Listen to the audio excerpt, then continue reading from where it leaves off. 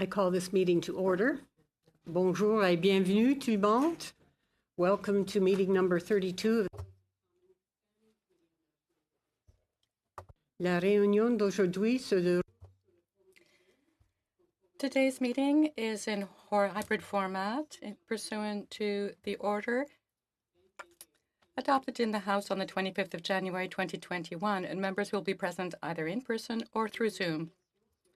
Our discussions will be published on the House of Commons website.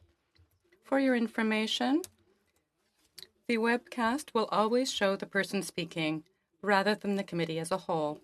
Interpretation is lost. Please let us know right away. We want to make sure everyone can fully participate in today's debate. I think we have one in person, Madame Gallant, welcome. So that will be easy.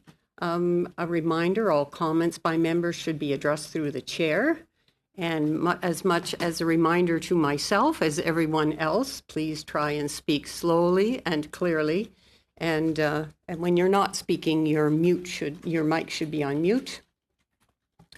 With regard to a speaking list, the committee clerk and I will do the best we can to maintain a consolidated order of speaking, whether those are participating virtually or in person. All right. Pursuant to Standing Order 1064, the committee is meeting today to consider a request received by the clerk and submitted by 4 members of the committee to discuss the request for additional witnesses for the study of addressing sexual misconduct in the Canadian Armed Forces, including the allegations against former Chief of the Defence Staff, Jonathan Vance. I will now open the floor for debate. Go ahead, Mr. Bazan. Thank you, Madam Chair. And in light of the discussion we had earlier this week and failing to take a final decision on the motion that was before us at that time, I have submitted a slightly updated version of the motion, which I'll read into the record now, and then I'll speak to that motion. That in respect of the committee's study on addressing sexual misconduct issues in the Canadian Armed Forces, including the allegations against former Chief of the Defence Staff, Jonathan Vance, A, recalling that Zita Estravis, former Chief of Staff to the Minister of National Defence, was invited on Monday, March the 8th, 2021 to appear before the committee within 14 days and was ordered by the House of Commons on Thursday, March 25th, 2021 to appear before the committee on Tuesday, April 6th, 2021, and did not appear on either occasion, the committee issue a summons for Zita Estravis to appear before this committee at a televised meeting at a date and time determined by the chair, which is no later than Thursday, May 27th, 2021, until she is released by the committee, provided that in the event Zita Estravis defaults on the summons, 1, the clerk and analysts be directed to prepare a brief report to the House outlining the material facts of the possible contempt the situation would represent, to be considered by the committee in public at its first meeting after the consideration of the main report on the study has been completed, and 2, the Minister of National Defence and Gary Walborn, former National Defence and Canadian Forces Ombudsman, be invited to appear jointly on a panel for 2 hours at a televised meeting no later than Thursday, May 27th, 2021, and B, the provisions of the motion adopted on Monday, April 12th, 2021, concerning the report to the House be supplemented as follows. 1, notwithstanding the motion adopted on Monday, April 12th, 2021, drafting instructions and recommendations arising from the evidence received by the committee after Friday, April 16th, 2021, be sent to the clerk.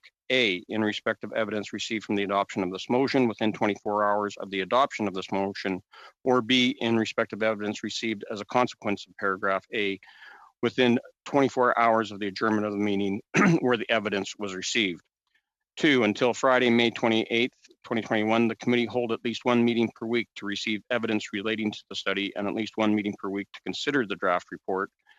And 3, at 2:45 p.m. on Friday, May 28th, 2021, or if the committee is not then sitting immediately after the committee is next called to order, the proceedings before the committee shall be interrupted if required for the purposes of the motion adopted on Monday, April 12th, 2021, and every question necessary for the disposal of the draft report, including on each proposed recommendation which has not been disposed of, shall be put forthwith and successively without further debate or amendment, And 4, the committee declines to request pursuant to Standing Order 109 that the government table a comprehensive response to the report. And 5, dissenting or supplementary opinions or recommendations shall be filed pursuant to Standing Order 1081B in both official languages no later than 4 p.m. on Friday, June the 4th, 2021. Madam Chair, the motion I just tabled reflects the amendment that was carried at our meeting earlier this week, removing the request to call witnesses concerning the allegations around Major General Danny Fortin. And the timeline has been updated so that we hear from Ms. Estravis or from the Minister of Defense or Gary Walborn by the end of business on May the 27th, which is Thursday of next week. Madam Chair, this committee has spent a lot of time with the Liberals filibustering motions to call witnesses, in particular Zita Estravis, but others as well. I believe that there has been a recent analysis done which has shown that committees have spent extended amount of times in ongoing debates, extended committee sittings and hours, which could also be interpreted as filibusters, and that 77% of committee time has been wasted by Liberal filibusters. I would also say, Madam Chair, that in this committee in itself, with the practice that you continue to use of suspending meetings, that we have spent over 11 days in suspension. We've been suspended 20 different times, and we are headed to a long weekend. I would hope that committee members this time would want to debate the motion and not to spend ongoing time talking about all sorts of other things that are not relevant to calling Zita Estravis. And why Zita Estravis is so important, Madam Chair, is that she's the one that can bring some clarity to the conflicting testimony that we received. We have Minister Sajjan, who said that he was surprised when this became public. Then we found out that Gary Walborn had presented the information regarding the allegations against General Vance 3 years ago on March the 1st of 2018. Minister Sajjan then said that he provided that information to the clerk of the Privy Council. The Privy Council clerk, Michael Warnick, at the time told committee that he received the information from and the request to look at the allegations from Elder Marquez. We have Elder Marquez, who said that he got the information and the allegations came from Katie Telford in her office. Katie Telford, when she appeared, the former chief, is the chief of staff to the Prime Minister, said she got the information from Elder Marquez. And the one missing link in all this is Zita Estravis as the former chief of staff to Minister Sajjan, who 3 years ago in March of 2018 provided this information up the chain, and we believe that she'd be able to bring light onto this discussion of where the things started to go awry. Why wasn't this ever looked into? Why didn't it actually get investigated, despite claims by Liberals that there was an investigation? We've had both the past clerk of the Privy Council and the current clerk of the Privy Council that they never investigated. They just had some meetings with Gary Walborn. So, Madam Chair, I would suggest to committee members that we get on with calling Zita, not calling, but summon Zita Estravis, since calling her has not worked to date. And if the government decides that they aren't going to allow her to appear, then expect to have Minister Sajjan appear alongside Gary Walborn so we can get down to the bottom of who's actually telling the truth. This is important, Madam Chair. If we are going to change the culture, if we are going to expose who decided not to tell the Prime Minister, and if we are going to ultimately bring about the culture change that's so desperately needed within the Canadian Armed Forces so that women and men can go to work and know that they're not going to be sexually harassed and experience misbehavior by people in the workplace, including their commanding officers, then we need to get down to how this broke apart 3 years ago, how this undermined Operation Honor, and ultimately find ourselves in a situation today where we now have several commanding officers, general and flag officers, who are currently under investigation for their own sexual misbehavior and misconduct. Chair, I look forward to us coming to a realization of the necessity of this motion so that we can get a report done and tabled in the House after June the 4th, and ultimately make recommendations that will provide a path forward for our forces. All right, thank you very much, Mr. Bazan. Monsieur Barcelou-Duval, s'il vous plaît. Merci, Madame la Thank you, Madam Chair. I think that we've already had a chance to discuss the motion during the last meeting, which pretty much resembles what was tabled and amended during the last meeting, actually, so I won't necessarily speak to the content of this motion, which it seems to me it seems to me that it should be accepted. That would be kind of obvious, given that we're all looking for the truth. I also think it's in the public interest to really unearth the truth and find out what really went on. Chair, what I would like to do is take advantage of my time here at the mic to suggest an amendment. The text was sent to the clerk a few moments ago, and it would address part 6 of Mr. Bazan's motion. So, given that A, the extent of the ongoing study, which is likely to, the extent of the current study, which is likely to bring new facts before the committee. B, that the committee is of the opinion that a report should be tabled soon and be effective in putting an end to the culture that's been ongoing for too long in the Canadian Forces in order to prevent any other persons becoming victims of sexual misconduct, and that the committee should also set aside time to carry out a full study and complete its study in order to make recommendations to Parliament as soon as possible. So all said and done, Madam Chair, the intention of what I'm proposing here is that, of course, we've noted since we began our investigation, our study here in committee, that new facts have come before us, and that on a regular basis.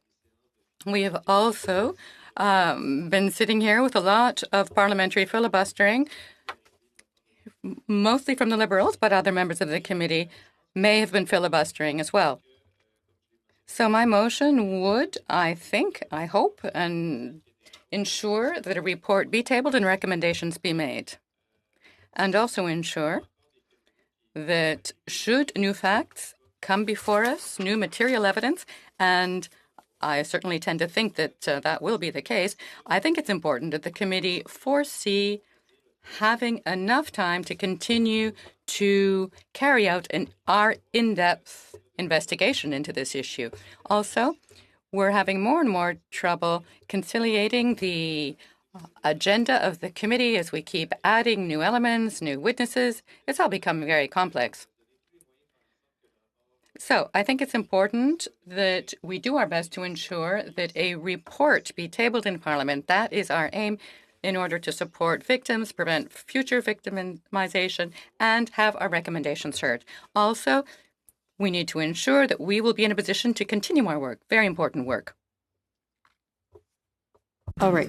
Stand by for a minute.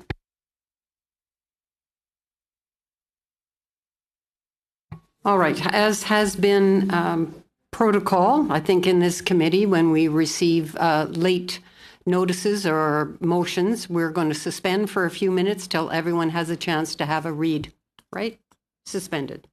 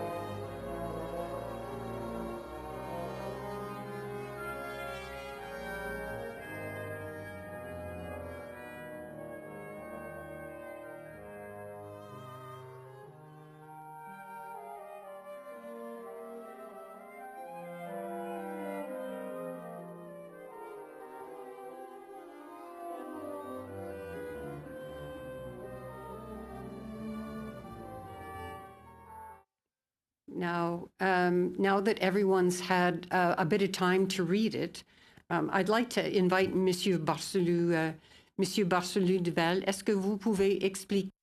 Mr. Barcelou-Duval, could you please explain the amendment that you are suggesting? Perhaps give us the details. Madam Chair, it will be a pleasure to do so. That said, I had the impression that in the presentation that I made after presenting the motion, there were sufficient explanation, enough elements presented for people to be able to come to an opinion on their own. But of course, I understand that people prefer to read the suggestions to work them through in their minds. This said, I think that we're running out of time, and I think that it's necessary to table a report. That's my opinion. It's necessary to respect the victims and necessary to provide direction. And given the elements that we have to work with here, I sometimes have the impression the fact that we're, stuck without enough time, and that regularly we're forced to make very difficult decisions, sometimes sacrificing our in-depth discussion of this important topic. That's why I put forward this amendment. I hope that we'll be able to reconcile all of our needs. Okay, Mr. Garrison, please. Thank you very much, Madam Chair. I want to start with a few just general remarks on where we're at. And an unfortunate tendency that I've seen in the committee is for some members of the committee to claim to speak for survivors and victims and to have exclusive concern for survivors and victims. And if you don't share their opinion on how this committee should act, that somehow you're not standing up for survivors. And so I'd urge all of us not to fall into that trap of questioning who is in fact concerned about making change here. I think that's in front of all of us, and I think we've all expressed our opinions quite clearly on that. What's important here is that women in particular be able to serve equally in the Canadian military, and we've known for the past 6 years that that's not possible because of the highly sexualized, hyper-masculine culture in the Canadian military. And so nothing has really happened about that of significance, and we continue to have one complaint of sexual assault or sexual misconduct being filed about on average once every 3 days. So clearly, whatever measures that have been taken have been inadequate to address this. And when we're talking about this question, sometimes I think we confuse the study we're doing in this committee with the study that's going on in the Status of Women Committee. So this committee study, if you look carefully at its terms of reference, was to determine why nothing happened with the accusations against General Vance as the person in charge of Operation Honor when he was in fact accused of sexual misconduct himself. And so why that vacuum at the top? Why the failure for 3 years to leave General Vance in office and in charge of Operation Honor? And I know sometimes people have said, well, we're focusing too much on one case.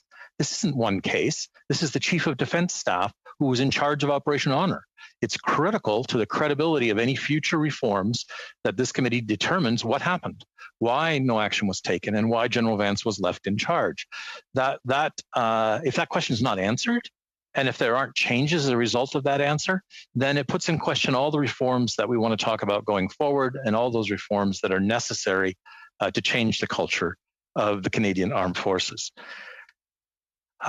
In terms of the committee's work, I note Mr. Bazan's figures he's provided on the amount of time that is spent diverting this committee from its work. And as I said in the last one, I'm quite disappointed that the efforts to deal with the effects of COVID on the military and mental health in the military have been shoved aside in order to focus on a report where it's very difficult for us to reach consensus. And we could have very clearly dealt with those other two reports in an expeditious manner. And in that sense, Mr. Barcelou-Duval's motion amendment may be helpful in that we could do an interim report and allow us perhaps to get back to the work where we do have a large degree of consensus here and where there was a large degree of consensus among the witnesses that we heard. One last thing that does disturb me about the discussion is the tendency for certain members to say that let's be honest, what I myself and Mr. Bazan are engaged in is finger pointing. I think this trivializes the accountability function of Parliament.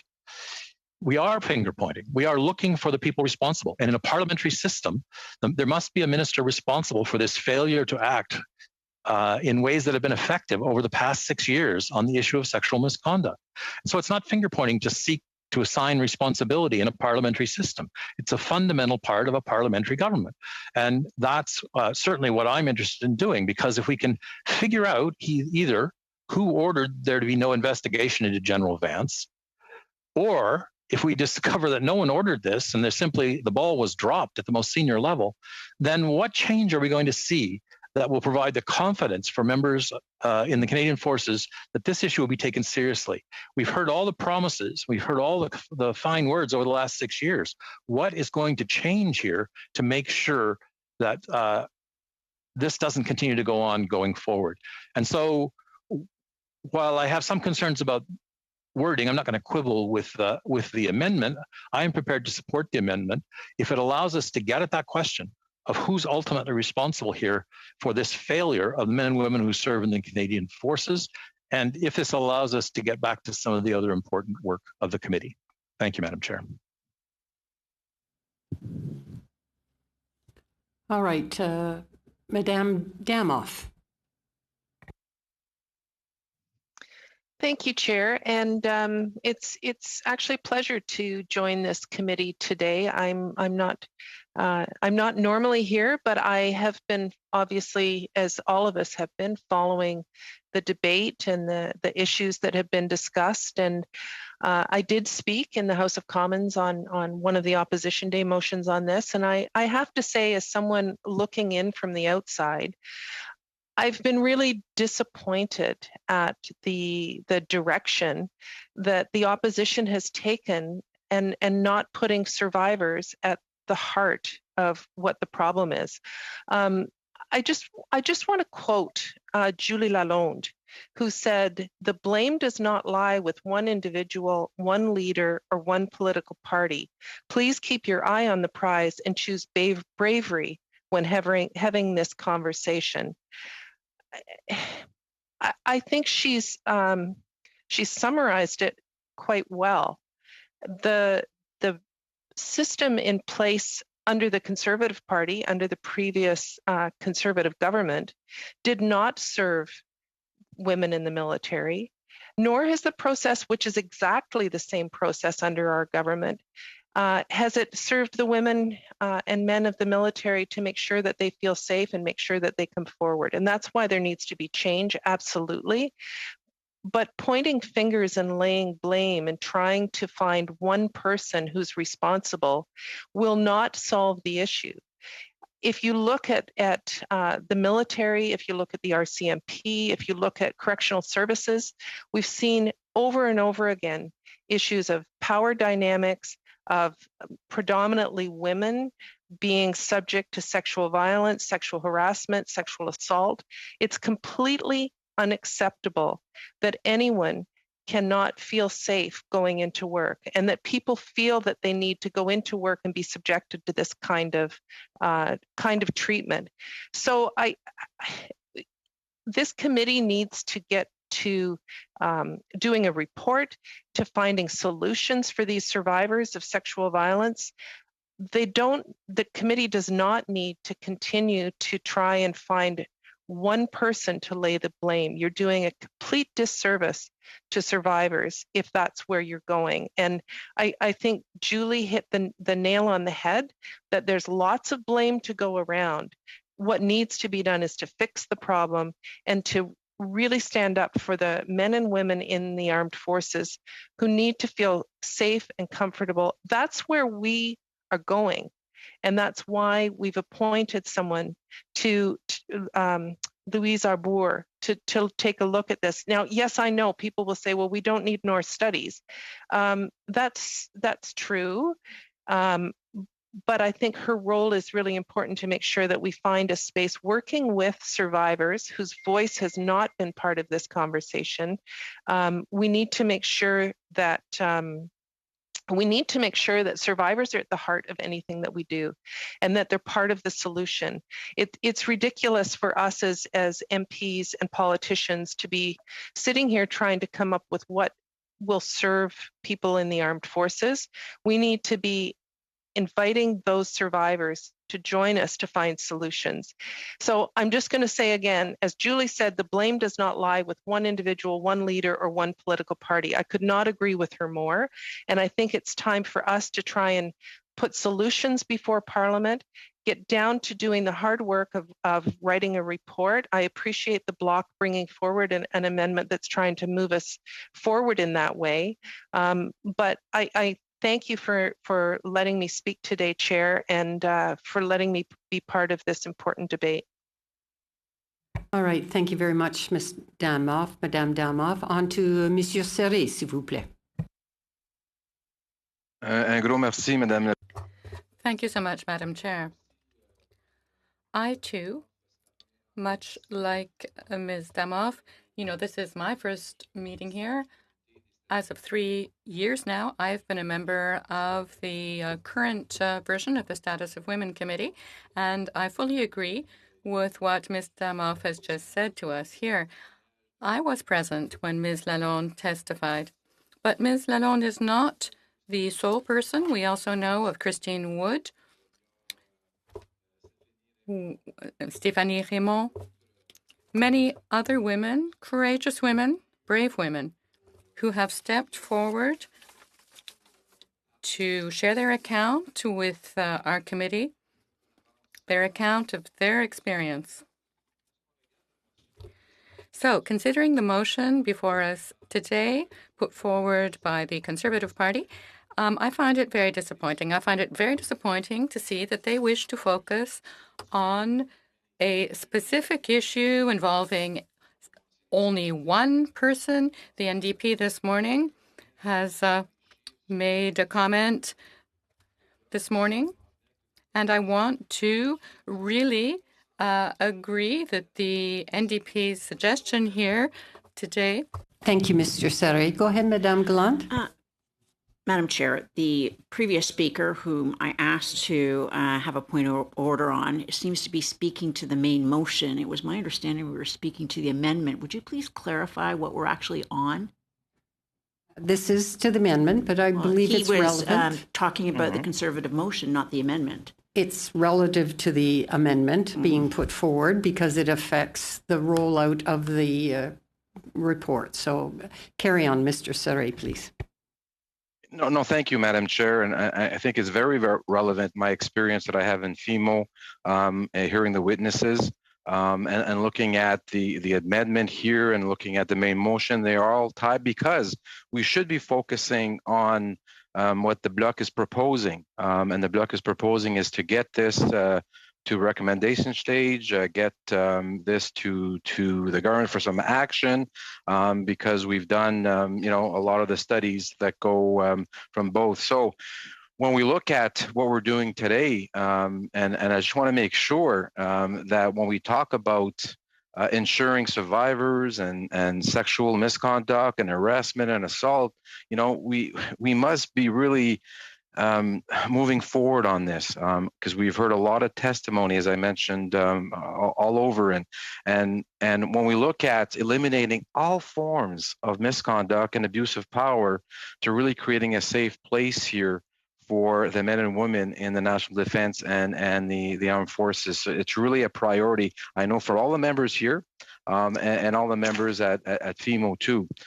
So it's really important that we address this, but the amendment is a strong amendment, and it should be standalone because, and I'll go back, the conservatives are ignoring the facts here, and the facts are very, very clear, that in 2018, the former National Defense Ombudsman Gary Walburn, which came at FEMO also, met with the Minister of National Defense. And this meeting was a normal meeting with staff, but they, at the end, he asked to speak privately with the minister, and then told the minister he had evidence of misconduct against the former chief of defense. So the minister was right.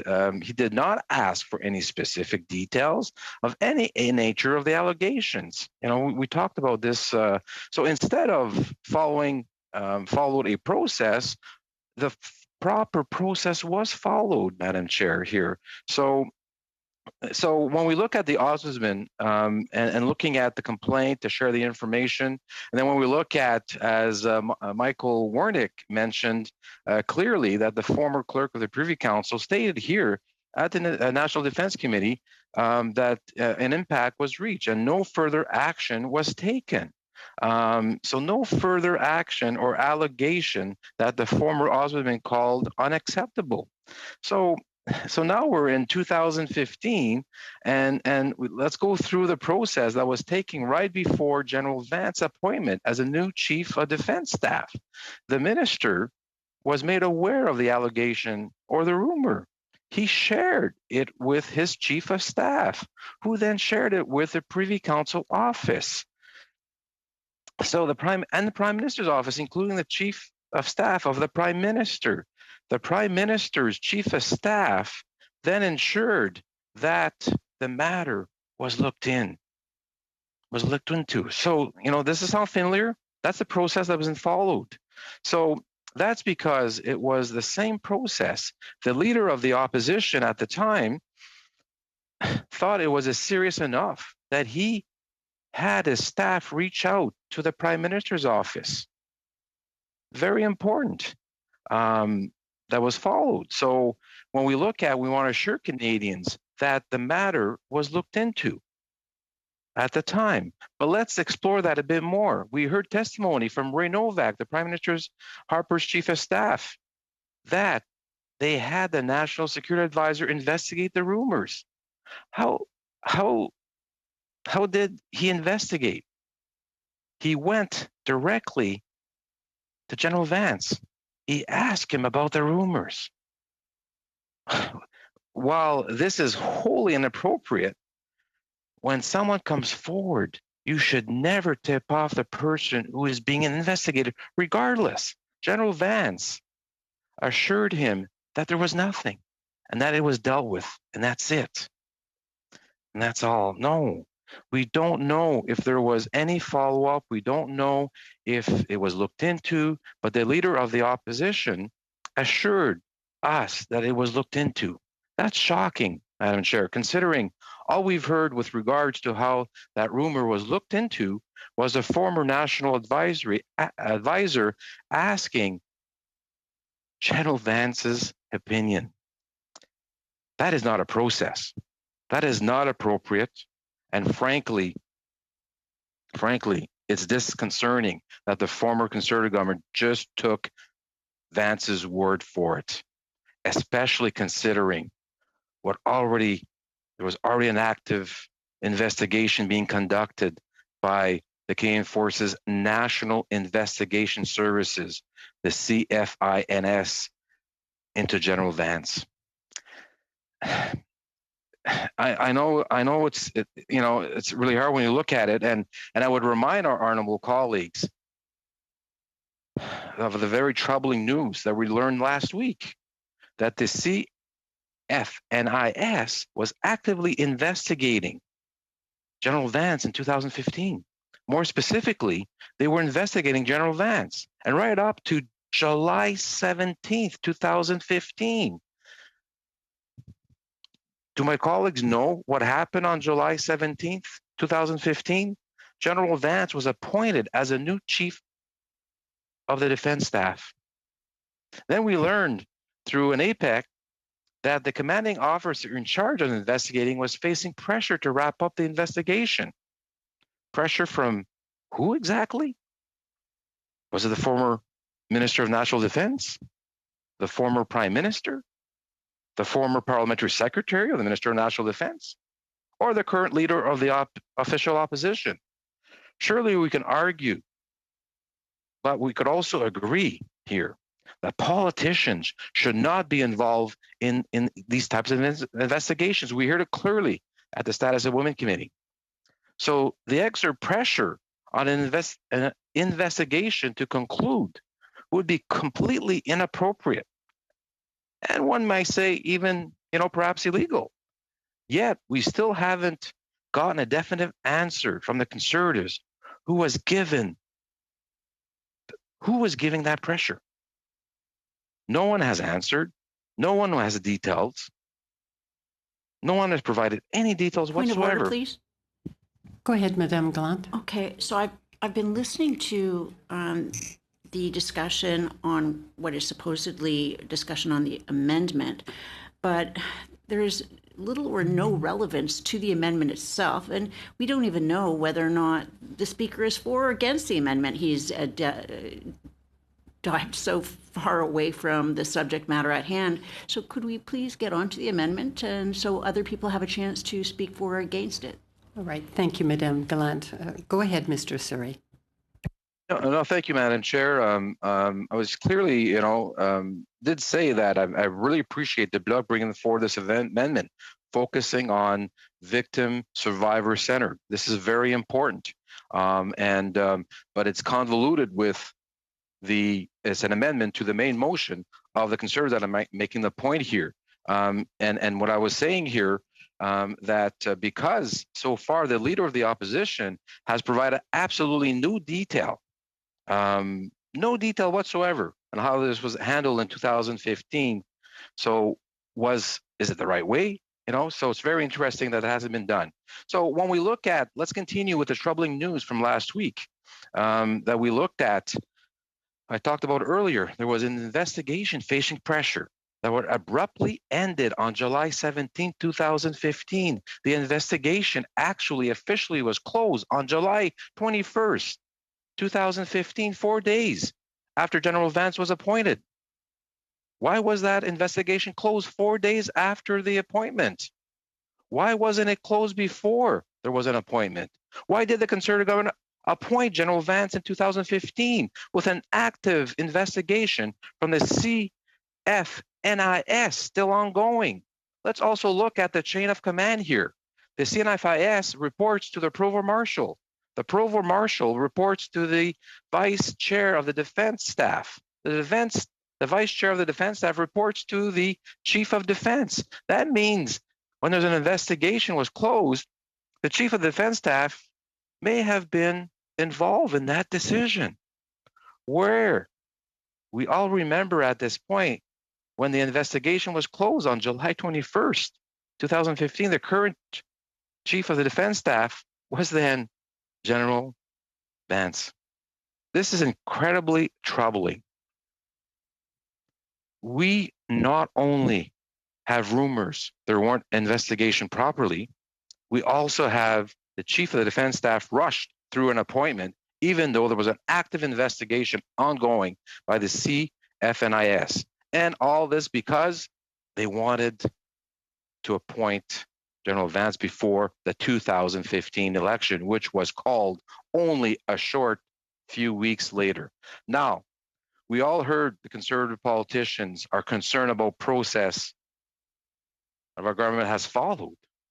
The one that ensured that the highest ranking civil servant was aware and engaged on this issue. The one that went as far as it could because the former ombudsman stated that he could not provide the information because the complainant had not signed off on it.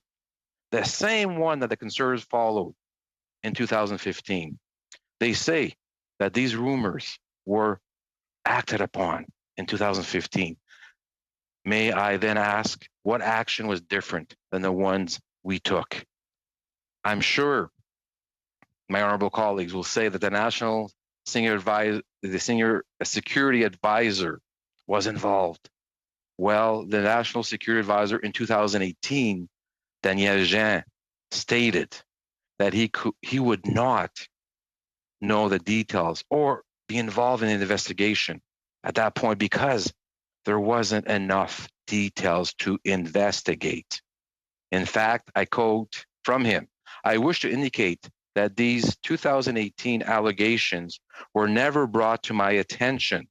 I also think it's important to add that this is not necessarily unusual, particularly as explained before, if PCO senior personnel were not able to obtain information that would be allowed and warranted to pursue an investigation." So we know why the NSA wasn't involved, but the top civil servant of Canada. So if we look at, if the Conservatives can explain how it was different, I would be shocked because, as you know, it wasn't. It was the same. Now it's clear that the process isn't perfect. And the Prime Minister has clearly stated that there needs to be improvement. So there's no such impact that happen again. So let me lay out the facts one more time. The Conservatives follow the exact same process we did in 2015. The Conservatives appointed General Vance when there was an active investigation into him. The rumors that the Leader of the Opposition that he says were looked into, the only thing we know about how they were looked into was the National Security Advisor going directly to General Vance and asking his opinion. And finally, that there were pressure on the investigation to General Vance to conclude. This is very concerning. We deserve answers. Canadians deserve answers, and survivors deserve answers. So when we look at the motion that's presented today, the amendment, thank you to the Bloc for many, but the problem is it's tied into the Conservatives' amendment that doesn't focus on survivors, that doesn't look at solution, that doesn't look at moving forward. And we hear this clearly, and I have a long list, Madam Chair. I'll stop now, but I have a long list of victims, of survivors that came to us at the Status of Women and clearly said, please focus on making changes, focus on making this better, and leave the politics aside, like Julie Lalonde and many others have said. Let's move forward. Let's support our victims. Let's support our survivors. And let's get these recommendations in the House of Commons so that we could properly debate them in the House and move forward to supporting the victims. And we clearly heard that. And I have more to say on this later on, Madam Chair, if needed. Merci beaucoup. Thank you for the time allowing me to spend on the National Defense Committee and looking forward to bringing that survivor perspective that we had so much heard on the Status of Women Committee. Merci, Madame la Présidente. Thank you, Madam Chair, and thank you, Mr. Serret.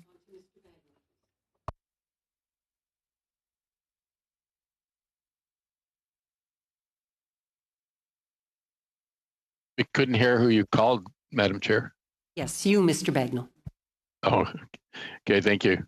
I'll be very brief because I have a lot to say, but on the main motion, and as Mr. Seri said, it's unfortunately they're tied together so closely. It's too bad that wasn't set aside. The various problems with the main motion. So I won't discuss those right now. I just did want to comment, though, at the moment on a couple of things that were said today. One is that that we want to unearth the truth, which is why the main motion is still there. And I think Mr. Saray has just outlined very seriously where the truth, if people want to go that way. Personally, I want to stay with where I think the amendment's heading and where many members want to head, and coming up with solutions to the problems, the systemic culture and reprisals, etc. But for those on the committee that think the best answer is to go back, then obviously the serious complaints are the ones that were just outlined by Mr. Mark Saray. There was said at the beginning, near the beginning of the meeting again, that by different parties, nothing happened or a failure to act. And that's true of back in 2015, apparently, and I'll go into great detail later. But when General Vance was appointed, but in this particular case, to remind people the situation, when people say that nothing happened, that's further from the truth. There was an email that no one knows what's in, because the CAF member had every right to want confidentiality and not to provide the information. It was turned in within 24 hours for investigation. It was investigated as far as you could go. And so that was done. So numerous times people have suggested in this committee that's not, that wasn't done. So that the one email, the one situation we're talking about was handled as far as it could. It respected the CAF members' confidentiality. So my preference is to, as Mr. Garrison said, there's still many ongoing instances, very frequently. And as Liberal members have said many times, for the people that are here for the first time today, you'll see many, many times in the minutes where the Liberal members have said exactly that. In spite of the many steps, a number of steps taken by the minister, there's still much more to do. But because the minister took those various steps, and I won't repeat them, they've been outlined in great detail in this committee. And no one has mentioned any minister before that has done more. I think the way to move forward is to give a minister who's totally on side with acting and has acted in a number of instances the recommendations on, as the bloc says, the survivors, so we can actually make a difference and as Ms. Demoff said, help the survivors and keep that the focus of this. So I'll leave it at that for now. I really want to discuss the main motion. All right. Thank you very much, Mr. Bagnall. Madame Vandenbeld, please. Yes, thank you very much. And I'm sorry, I'm not used to doing this on Zoom. Okay, sorry, you can hear me? Yeah, perfect. Yeah. I know that we're debating an amendment that I'll be honest, I actually appreciate very much that Mr. Barcelou-Duval has put this particular amendment. I know that we had had some conversations about perhaps being able to go through that very long draft report, over 60 pages, I believe, and choose the things that we know that we all agree on. And I've said before, I believe firmly that every member of this committee wants what's best for the women and men of the Canadian Armed Forces. I have no doubt about that. I think we have some differences in terms of how best to do that, and that's legitimate. The idea of being able to pull out the recommendations that we agree on and put out an interim report and have that conversation, and then continue with the ones that perhaps there isn't agreement, I think is a really good idea. The problem with that is that it's in a motion that in the main motion has a time limit on when that can happen, which if you look at the calendar right now leaves, by my calculation, about an hour and 45 minutes to actually debate that 60-plus page report to go through to find consensus on each one. I'm a little bit concerned about that, but perhaps that's something that the committee might be capable of doing. I hope very much that we could, and what I'd really appreciate would actually be if the Conservatives, if Mr. Bazan could withdraw this motion. I know that our next meeting is planned to look to actually study the draft report, and I think that is, if there seems to be a willingness of members of the committee to pull those things that really matter to finding solutions to this, those areas where we can find consensus.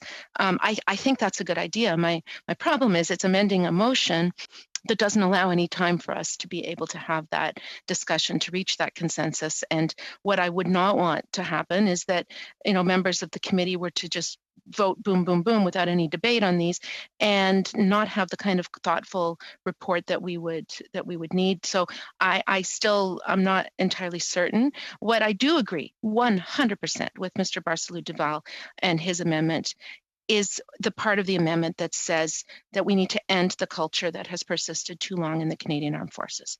I absolutely agree with him, and I know that that's something all members of this committee believe in and want to do.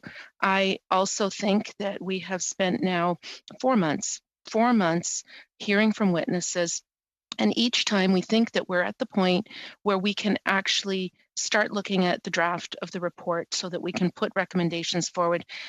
There are emergency meetings and motions to put new witnesses. And each time, with thoughtfulness, I think the committee has said, okay, let's call those witnesses. And we called Mr. Elder and we called Ms. Telford. And now, as soon as we're ready to start, there's always another motion. So I don't believe, actually, I'll be honest, I don't believe that if we pass this motion or even the amendment, that there wouldn't be yet another.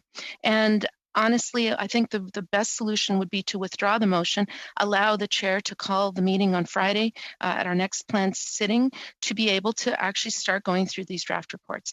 Having said that, I do want to discuss a little bit just some of the pieces of this amendment that talk about the culture.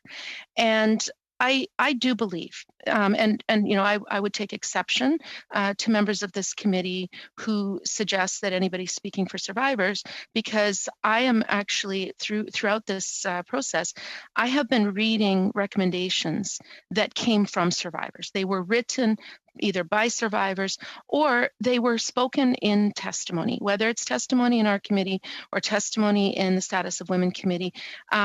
It's not necessarily what I think should happen. These are recommendations that have been presented by survivors. And we know that survivors are not a homogenous group. We know that there are many, many different views.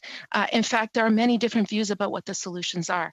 I have heard people suggest that Madame Arbour's review is not necessary because there's already a review from 6 years ago. Well, we saw with that particular report, the Deschamps report, that there was, and I believe, goodwill intent to try to implement those recommendations.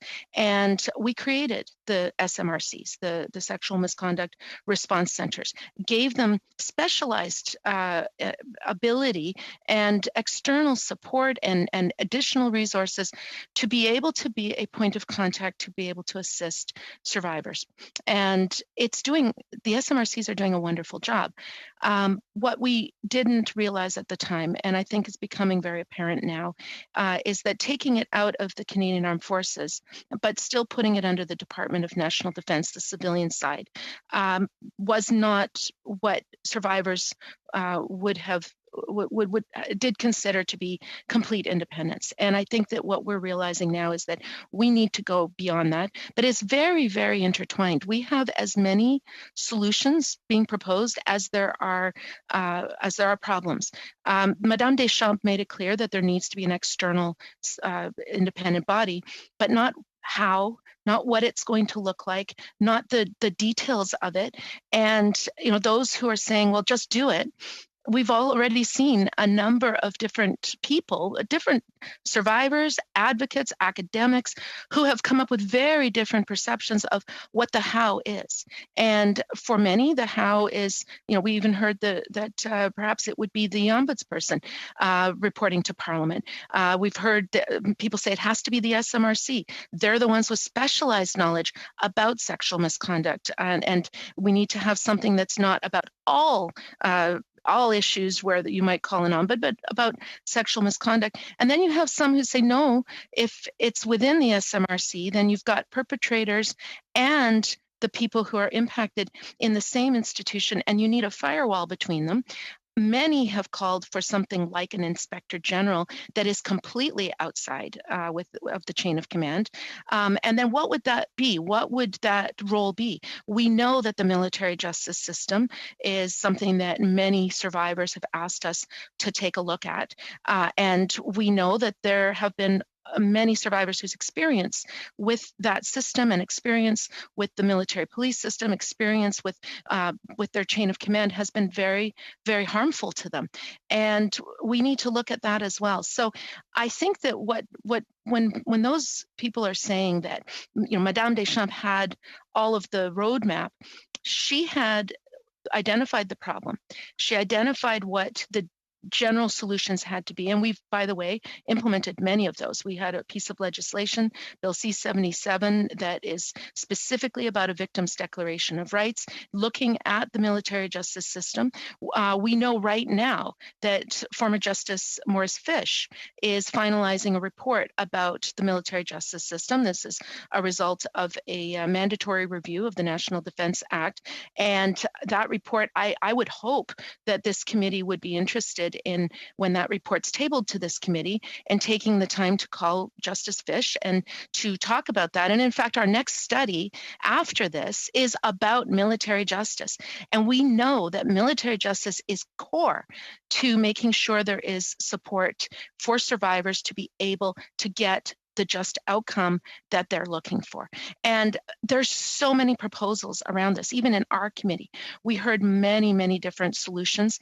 And I think that having Madame Arbour look at all of this and be able to give the roadmap, be able to give the how. How are we going to achieve this? Take all of the different viewpoints about what it should look like and put them together and actually create a system based on lived experience of survivors, based on preventing there be more survivors, which, by the way, this amendment says. And I'm very appreciative to my colleague from the bloc for putting that in this amendment, because that's precisely what we have to do when we're looking at the solutions. And I really think that if the committee were to find consensus around some of these points and present that as an interim report, I really think that those points of consensus would carry a lot of weight, because it would be, instead of a committee report where you have 4 parties saying completely different things in different supplemental or dissenting reports, you would have a report that has the thoughtfulness of all parties together, focused on the women and men. I think that would be a wonderful idea. I'm a little bit concerned, to be honest, given the discussions that have happened. I don't know if we'll get there, but I hope we do.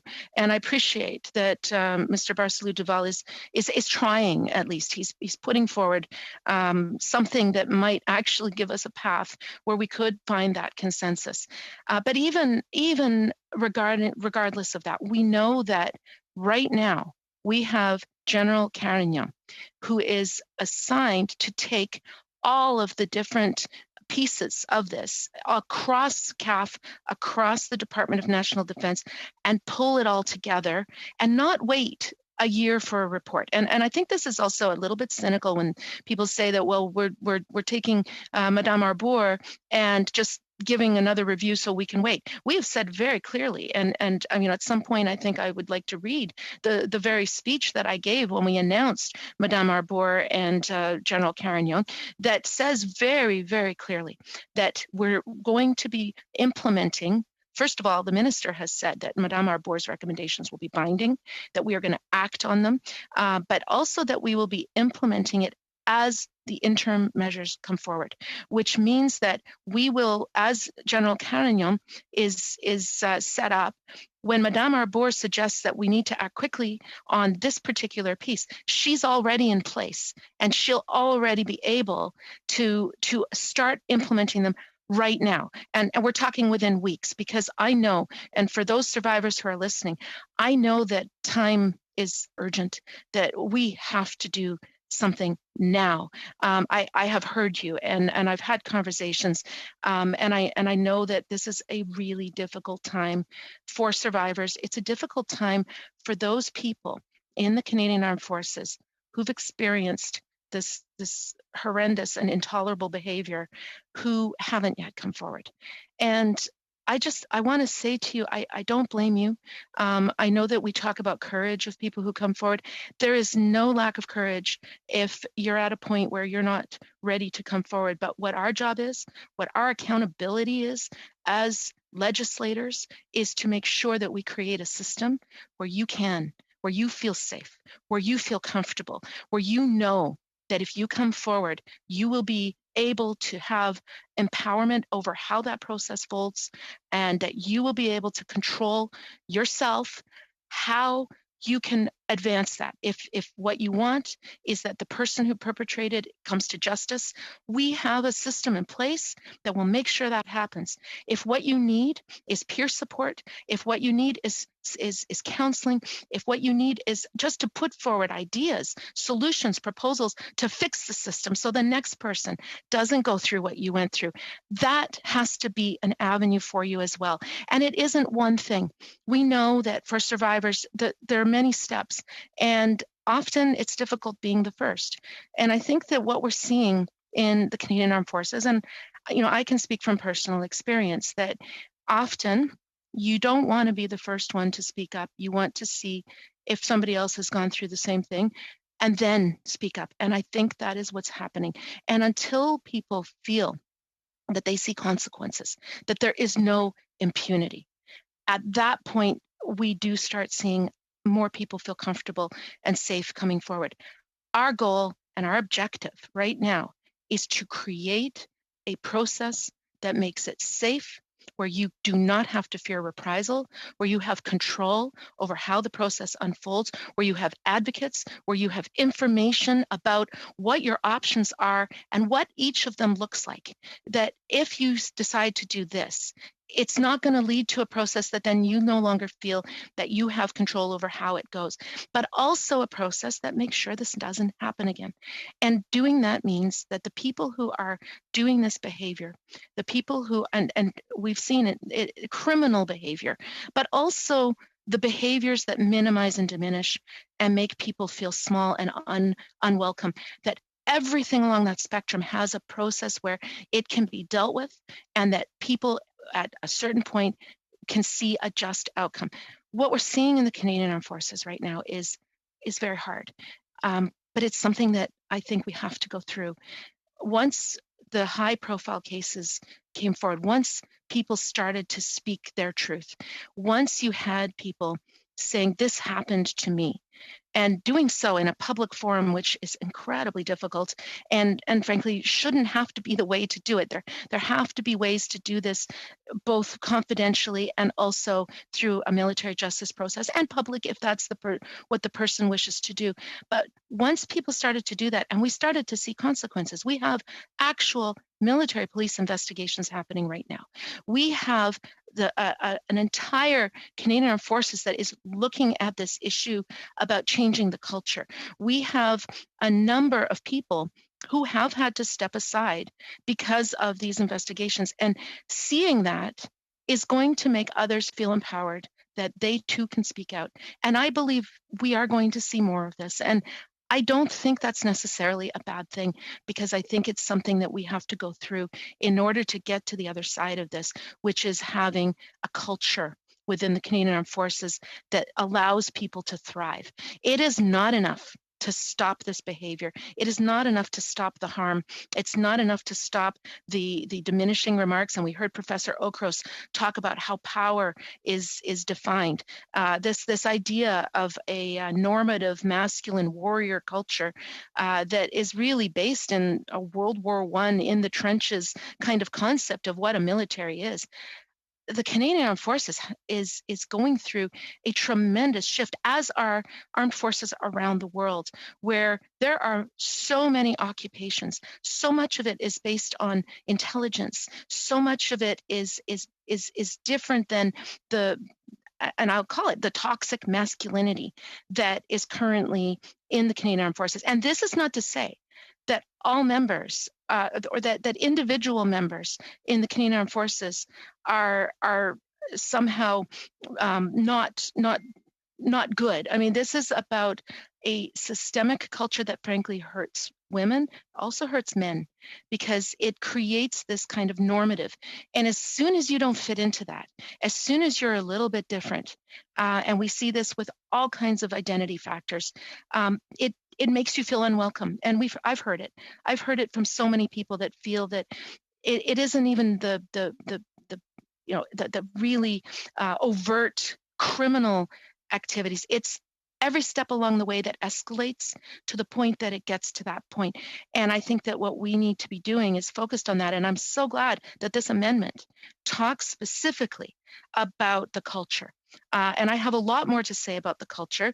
I know that some of my colleagues have their hands up, so I'll make sure they get a chance to speak. But I do think that Mr. Barcelou Duval, by focusing on the culture, by focusing on the survivors, is doing a great service here. I'm still not convinced that it gets us beyond the impasse, but I do hope that the members of the committee can think about what he has said here, so that perhaps we do find a way forward where we can still have a report that is going to provide recommendations that perhaps we can say has the support of all members of this committee from all parties, because this is not a partisan issue. This is something that I think all Canadians share. Is we are in a very difficult time right now in the Canadian Armed Forces. We need to get through this time in a way where we can come out of it stronger, come out of it with better processes, better procedures, so that this doesn't happen again. At the end of the day, as I said, it's not enough to stop harm. We need to create a Canadian Armed Forces where people thrive, where everybody is appreciated for what they bring, and the diversity of it brings strength. And this is where we want to get.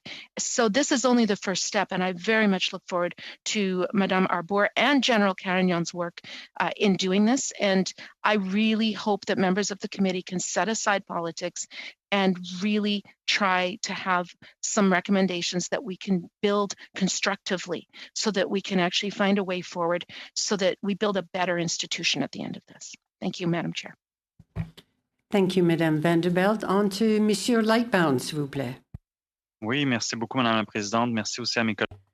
Thank you very much, Madam Chair, and thank you to my colleagues as well for what they're sharing here today. This is the first time I am with you on this committee. Let me say something about the Mr. Barcelou Duval's amendment that I too find worthy of our consideration. I think that it does show a way forward, as my colleague has said, based on the recommendations and the testimony that have been heard by the committee, and a way forward right into the House that would allow us to shed light on this matter for Canadians and for the Canadian forces about the changes that absolutely must be taken up by the Canadian forces. As we have all heard, I have heard many of the testimonies, many of the people who have come forward, and it's clear that systemic change is needed within the Canadian forces. Nevertheless, this amendment is tied to a motion which, as we have heard, restricts the amount of time that we would have to study our recommendations, to go back over the testimony we have heard and analyze it in depth. So based on my experience on the Public Security Committee, where we're about to wind up a report, also very important, studying systemic racism in the police forces and the RCMP, I can tell you that we have spent a number of meetings going over what the committee has heard overall and our recommendations that we have been able to draft to ensure that we usher in a change in culture to root out systemic racism. It takes time. It takes very well thought out approaches. Not always easy, given that MPs, of course, represent different approaches to these issues. But I think that, as my colleague, Ms. Vandenbelt, has said, we need to ensure that we will have time in the committee to work towards what we can reach consensus on. I think that's where the weight of our work should go. It's important that as parliamentarians, we be open to hearing each other and be able to identify what will be most efficient, most support a change in culture, and that we move forward together, because that will give us strength and will allow us to all support the recommendations if we have reached them in consensus. And that will underscore how important this issue is and how important our committee's work is. So I think it's important that the committee take the time to identify where we can reach consensus, so that as a group, we as parliamentarians can speak in one voice to ensure that changes occur. Changes for men, for women, for Canadians who have for far too long been caught up in a difficult system, a system which is ailing, and that we can change. Unfortunately, we don't want to be caught up in something that will act as a vice grip, restrict our time, restrict the time that we can use to work out the best report possible. So MP Damoff as well had some very important things to say, to the effect that we must consider the system as a whole in order to ensure that the changes we put forward will really bring about change far into the future, and that we identify where this can be heard throughout the government, where survivals can have an effect very broadly. This is not the sort of issue that we should be playing politics with. As for the change in culture, which should go forward, I certainly am waiting anxiously for what Ms. Louise Arbour will be telling us. Justice Louise Arbour, I think that what she has to say will be of great help to us. She is someone whom we all respect, and she, as a former judge of the Supreme Court, has shown her mettle, and she will really shed light on this issue, and she will be able to address this issue at multiple levels throughout the Canadian Forces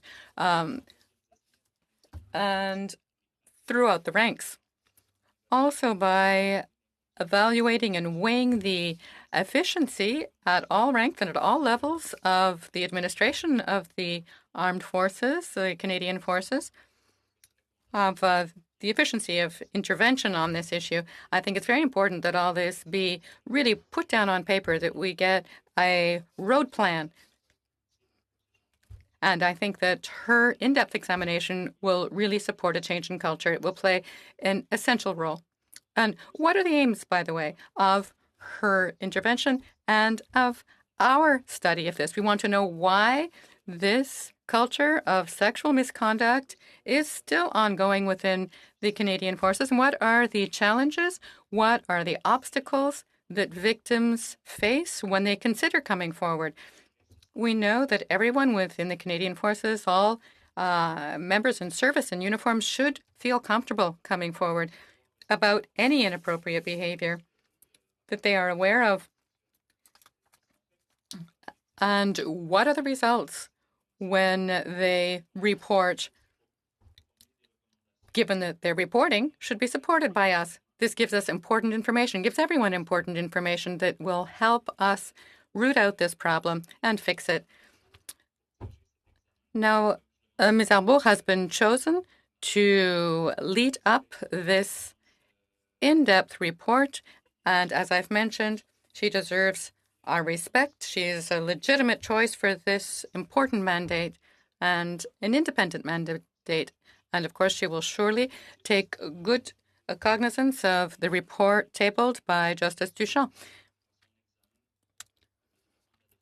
And the DND has also undertaken a number of measures to, based on Ms. Duchamp's Mr. Duchamp's recommendations, the Sexual Misconduct Response Center, that's been mentioned already.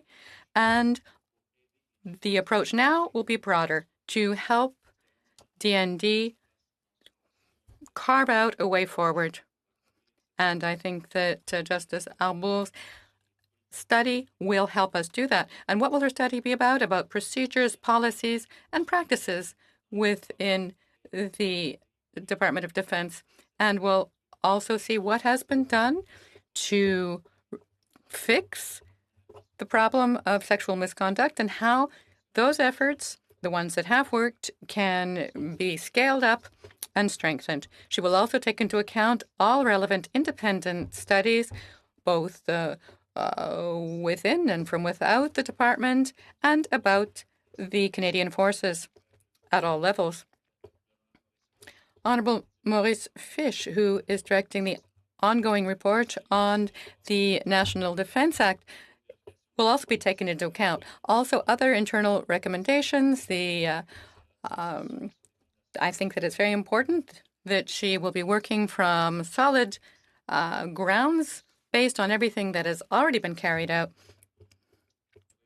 She will also evaluate organization practices, with ministerial practices, to see what can be improved on, with an aim to preventing future sexual misconduct. Recruitment, training, evaluation, promotion, all these practices should be studied, and as well the practices of justice within the military, how justice is applied, will also be examined. Some of the witnesses have mentioned this, have brought up this general topic, if I'm not mistaken.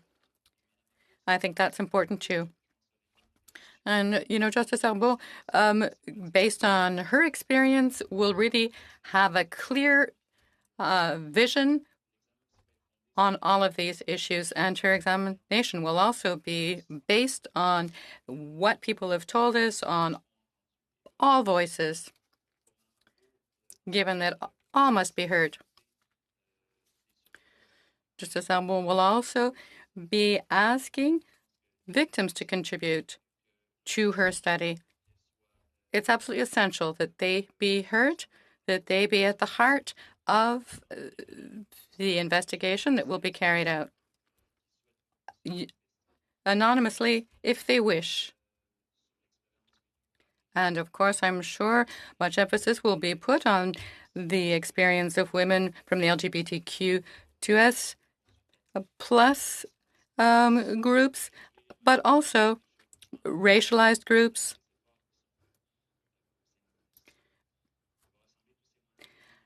And she will gather together all this information, all this testimony,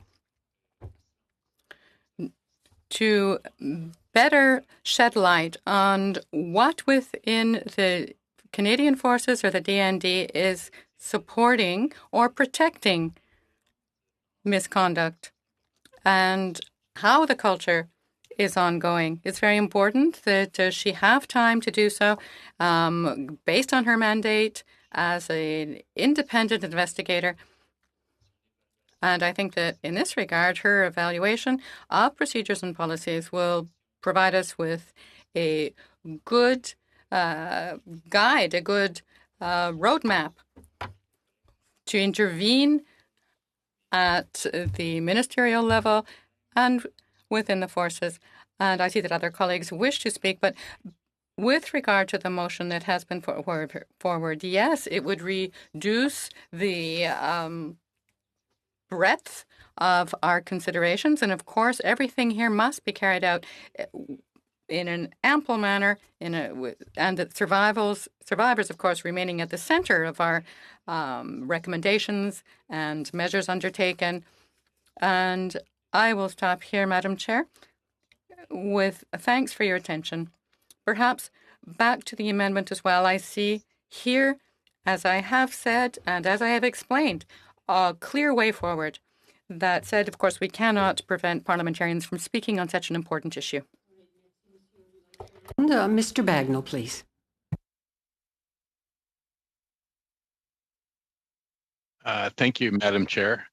And I just wanted to make a few comments on the comments that have been made in this debate so far. Just following up on the most recent relation to Madame Arbour, as you know, I don't think anyone on the committee doubts her tremendous ability. And the Deschamps report identified the type of process, the need, for instance, of independence, etc. But the mechanism for doing it was not really, of the various things that need to be done, was not outlined. And Madame Arbour, I agree, will be great at providing a detailed roadmap on how to get to the places that Madame Deschamps had suggested. It was also brought up in the a discussion a few minutes ago related to training. And I remember it's a good example of how simple, it's not easy. The solutions to this aren't easy. It's been endemic for decades in our military and other militaries. So simple solutions will not do the trick. And a good example was the emphasis put on appropriate training. Training sessions were put up, but I've heard one, can't remember if a witness at committee or at another event, talk about how she as the trainer was sort of, they laughed at her, made fun of her, and that's all part of the culture. And so that's what's important about the block amendment. As I said before, unfortunately, it's tied to an untenable main motion. But on the culture is exactly a huge item. We're all part of a culture. We're social, and we work within and follow a culture we're in to a large extent. And Dr. English had made a good comment on that. That the comment I would make with this is that there does need to be a unique military culture. Canadians require very specific things from the women and men who are providing security for them. That requires some very specific things. There's no other employer that has the concept of unlimited liability, that expects and requires people to put themselves in harm's way. To do that, to generate those capabilities and capacity to endure what can be really arduous circumstances, does require something unique that most private sector employers don't need. The issue is, what should that culture be? I think that's the issue that is really up for debate and discussion. Again, what comments we're providing here, this is a tension in the military as well around evolving over time. One thing that is baked into the military philosophy is that there are really important lessons that have been learned that were paid for in blood over the centuries that we will never forget. That is of importance, but that can hold the military back from trying to envision the future military culture that they need to be building within the 21st century security context and with young Canadians who are seeking to serve their country in uniform. It needs to be a unique culture. The debate really is about what that culture should be, what should be retained, and what needs to fundamentally change. So it just emphasizes my previous point that nothing is simple, and that's why our debate should be revolving around these critical issues that we've heard. We've had many, many meetings. We've heard from the survivors and we've heard from the experts who can give us the way forward. And now we need to debate and come up with those recommendations. And they're not simple, and that's why they need discussion. If they were simple, they would have been done already. So that's why we need the discussion on these critical, important things that will help survivors. And so that's why it's disappointing the main motion would allow recommendations to go through without any debate on them, the way it's written. I'd be interested in hearing more from Madam Vandenberg on culture, because I haven't studied that in any great depth. But there's one last thing that I did want to say. Well, two last things. One is I like the idea of modifying Mr. Barsu-Duval's motion that we did a report just based on what we could come to on consensus, because as Mr. Garrison said, we all agree we want to help. And I'm sure there's a number of recommendations that we could come to consensus on and make a difference for the survivors. And the other thing from the amendment that I wanted to comment on was that there's been a lot of talk, the word victims is in there, and there's a lot of talk about improved support for survivors and victims. And I will discuss that at length when we get to the main motion. But the point is, and I've made this earlier in debate, that hopefully we don't have to have a huge network of supports, because hopefully by making the appropriate changes, we'll drastically reduce the incidences that Mr. Garrison has said are so common at the moment. And only we as a committee, well, not only we, but we as a committee, they can go ahead without us, but we as a committee could add support and strength to consensus recommendations. They would go a lot farther, that would really make a difference for survivors and give the minister the moral authority to move quickly on the things that we were recommending. So I'll leave it at that for right now. All right. Thank you, Mr. Bagnall. Monsieur El Khoury, s'il vous plaît. Merci, Madame la Présidente. Thank you, Madam Chair. Madam Chair, all the members of the defense team have a right to a workplace that treats them with respect and dignity.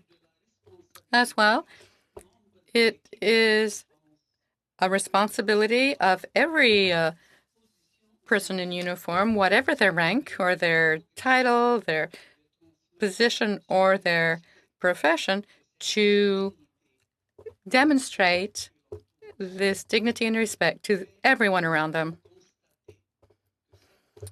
However, we have found that this expectation, just having this expectation, does not suffice. Unless we take rapid and decisive action, unless we ensure that what we recommend is applied without insisting that responsibility be borne for sexual misconduct within the Canadian Forces, we will never be able to stamp out sexual misconduct. To move forward, we need to study in depth the reasons why our policies and initiatives so far have failed. We have to turn towards those whom we have failed, whom we have not protected, to hear them, to learn from their experiences. Last week, the Minister of Defense announced an independent external examination of both DND and the Canadian Forces. I would like to take a moment to speak to that study, examination, what it will be, how it will be carried out, and what it will mean for national defense. It is urgent to ensure that people bear responsibility at all levels of the Canadian Forces and in the national defense. Not only responsibility between individuals, but in responsibility between ranks and whatever your rank, and also at an organizational level. For that, we need to examine the policies and processes in place at national defense and see if they are effectively stamping out sexual misconduct. And the study that was announced last week will play an important role. And the aims of the investigation are as follows. Why is sexual harassment and sexual misconduct ongoing in the Canadian Forces, despite considerable efforts that have been made to eliminate them. We want to know what barriers exist, what barriers to coming forward and reporting inappropriate behavior exist. And we also want to know whether the response to this situation is sufficient once sexual misconduct is reported. And we want all this information to be used to draw up recommendations on preventing and stamping out sexual harassment and sexual misconduct in the Canadian Forces, and once and for all. The Minister of Defence and the Canadian Forces have chosen Madame Arbour to head up the examination, in-depth examination of policies at the Defence. And her work will be based on the report published by former Justice Deschamps,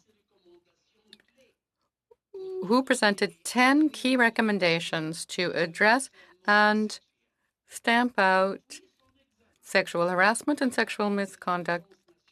Since then, National Defence has applied a number of important measures aiming to apply Deschamps' recommendations. And Madame Arbour will pick up on that work and examine the current situation from a broad point of view to help National Defence develop a roadmap into the future. And as a former Justice of the Supreme Court, Madame Arbour is extremely well placed to carry out her work without bias. She will be addressing this issue at all levels. She is working independently. She has no link. She has an arm's length relationship with National Defence and the Canadian Forces. Thus, we can take it that her work will not be influenced by politics. I think that we can all agree that it would be inappropriate for us to turn this into a political issue or to influence Madame Arbour in her efforts to understand what the issues are.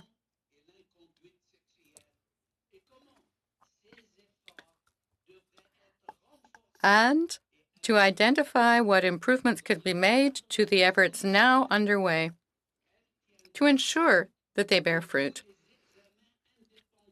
She will take into account all relevant independent studies about the national defense and the Canadian Forces, including evaluations carried out about how the Deschamps recommendations have been applied, coordinating with Honourable Maurice Fish, who is now leading the current investigation into the National Defence Act, and the Auditor General's report, as well as other internal reports, taking into account their conclusions and their recommendations. Moreover, taking into account what has been evaluated so far, and examining current policy and practices that have been taken up, which, should they be strengthened and scaled up, could help us prevent future sexual misconduct. She will also be evaluating promotions, training, and professional matters within the Canadian Forces. The policies and the procedures and the methods of military justice seized with issues of sexual harassment and sexual misconduct. And even more important than that, her examination will draw on opinions, accounts of current and former members of the National Defense Team. All members of the National Defense Team should be heard. Any wishing to share their experience will be invited to provide their account, to come forward to Madame Arbour, and their names will remain anonymous. And Madame Arbour will conduct her investigation without referring to any specific cases of harassment or misconduct in order to protect the confidential nature of the accounts that will have been shared with her.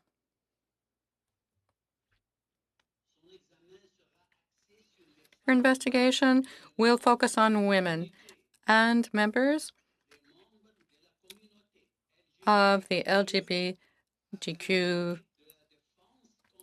community to ensure that the National Defense Team be in better place to understand their experience and their point of view. And she will work with advisory groups to better understand racism and systemic discrimination in order to prevent any duplication of efforts underway.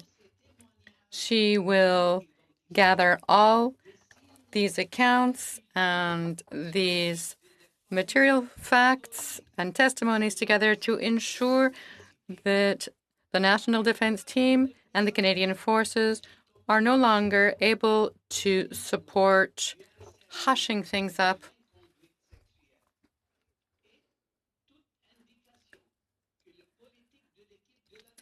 and any indication to the effect that policy currently being used has been applied in an incoherent fashion, such as any political influence when General Jonathan Vance was appointed in 2015, despite the fact that there were rumors circulating about him already, and despite the ongoing investigation of the CFNIS, National Investigation Services of the Canadian Forces. That is one factor to take into account, and all these factors will throw light on the situation and inform recommendations made to the Minister, the Deputy Minister, and the Chief of Defence Staff.